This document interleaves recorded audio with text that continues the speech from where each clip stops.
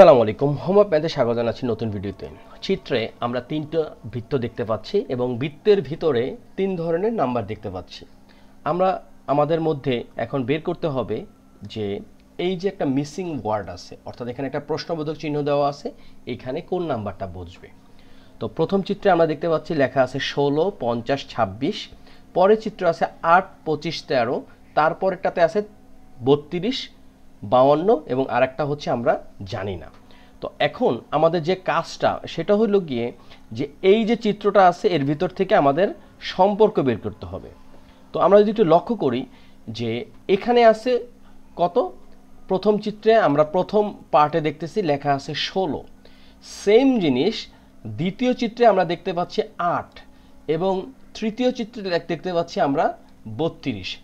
এখন আমরা যদি একটু চিন্তা করি যে 16, 8 এবং 32 এদের মধ্যে কোনো সম্পর্ক আছে কিনা লক্ষ্য করি।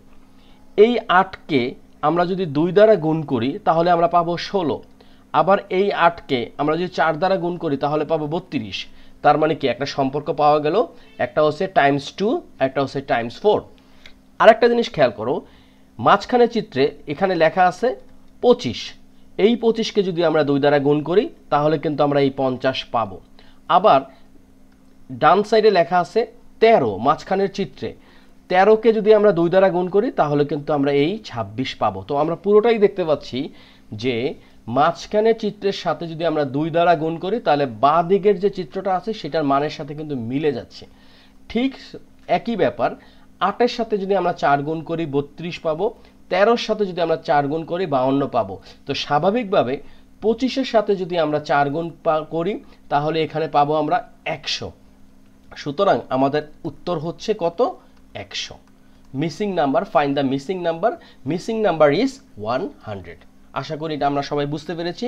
বুঝে থাকলে খুবই ভালো, আর না হলে কমেন্ট সেকশনে জানালে আমি আবার ডিসকাস করার চেষ্টা করব অন্য কোনো একটা ভিডিওর মাধ্যমে।